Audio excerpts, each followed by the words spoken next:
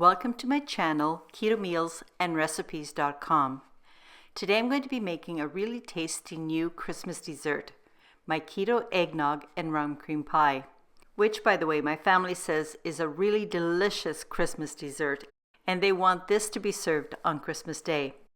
And although this recipe looks complicated, it's really not. It's just a new way to use my homemade creamy eggnog recipe that tastes better than anything you can buy in a grocery store and is a much healthier eggnog. And if you would like some more inspiration for Christmas and holiday recipes, watch all the way to the end and please check the end cards, which I have selected. The macronutrient ratio for this keto eggnog and rum cream pie is 5.4 to 1, with 7.6 grams of total carbs, 4.3 grams of soluble fiber, 1.3 grams of insoluble fiber, resulting in only 2 grams of net carbs per serving.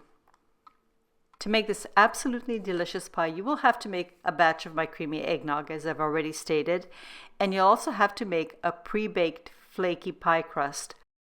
By the way, the link to both of these recipes, the eggnog and the pie crust, as well as the link for this recipe, are in the description box.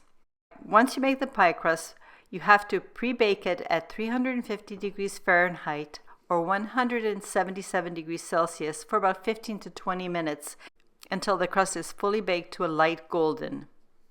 When you've finished baking it, set it aside on your counter to cool to room temperature. To make this pie, you will need the ingredients I'm showing here. Now let's begin by pouring the eggnog and the cream into a saucepan. Stir to combine and cook over medium-low heat until the liquid comes to a light simmer, or if you have a food thermometer, 165 degrees Fahrenheit or 74 degrees Celsius.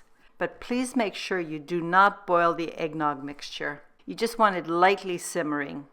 As the eggnog mixture is heating, get a mixing bowl to which you add your egg yolks, your powdered sweetener, and the finely ground salt.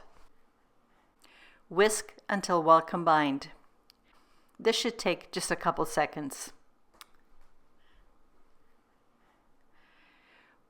When the liquid has been heated, it's now time to temper the egg mixture, which is very easy to do. All you have to do is just slowly pour a stream of heated liquid into the bowl while continuing to stir. Here's a little tip I'd like to share with you. You can eliminate the potential of the eggs curdling by pouring the warm liquid down the inside of the bowl. This prevents the egg yolks from being shocked and curdling while you're pouring the warm liquid into the bowl.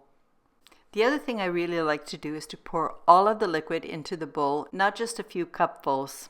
And in this way, I am assured that my eggs are fully tempered. At which point you return the tempered liquid custard back into the pot you used to heat the eggnog. In order for my custard to thicken for the pie, I'm going to sprinkle glucomannan over the warm liquid. Stir it in immediately so that it doesn't clump, and stir until well combined. Now, if you're wondering if you can use xanthan gum or guru gum, I do not recommend it because this creates a very gelatinous texture and not this velvety, smooth, creamy texture that the glucomannan does. But I leave it up to you. And then put the pot back on the stovetop. And while you're cooking over medium-low heat until the custard has thickened and reaches a temperature of 165 degrees Fahrenheit or 74 degrees Celsius. This ensures that the eggs in this custard are fully cooked and the final eggnog custard will set properly. Then remove the pot from the heat. To ensure that the custard is velvety smooth, I like to pass it through a fine mesh sieve. Then drop in the butter and fold the butter into the custard until it's completely melted and integrated.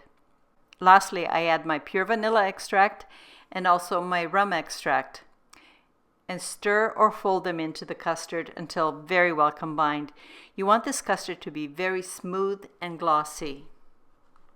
My custard is now ready to be poured into my pre-baked pie crust. This pie crust has to be fully baked, not just blind baked, because there's no more baking time. Use an offset spatula and smooth the surface. To prevent a crust forming on this custard pie, cover the top of the pie, placing the cling wrap directly onto the surface to cover the top well. So in order for the eggnog pie to set properly, place the covered pie into the refrigerator to chill for a minimum of 4 hours. And if you're doing it ahead of time, you can also leave it overnight. That's all you have to do to make the base of this eggnog and rum cream pie. And you could serve it like that. But here's an optional topping I like to finish the pie with because it adds more flavor and it looks absolutely amazing. Get a mixing bowl and pour your cream into the bowl. Add your pure vanilla and add your finely ground confectioner or powdered sweetener and whip the cream to stiff peak stage. Please make sure it is nice and stiff like this. This combination of ingredients makes a delicious French chantilly cream, and it's the perfect topping for this eggnog cream pie. It's been 4 hours, and I'm going to get the pie from the refrigerator and peel off the cling wrap. At which point, I'm going to use my spoon to dollop out the chantilly cream over the entire surface, creating a light and fluffy texture with swerves and peaks like this. Here's something I should have mentioned before adding the chantilly cream. Leave a very thin border of the yellow custard peeking through. In this way, I think the chantilly cream looks like it's fluffy clouds floating on top of the eggnog custard. And for a final burst of flavor, you can sprinkle a light dusting of either cinnamon powder or nutmeg powder. My family prefers the nutmeg. Do let me know what you would prefer. When you're all done, place the finished pie back into the refrigerator and keep it chilled until you're ready to serve.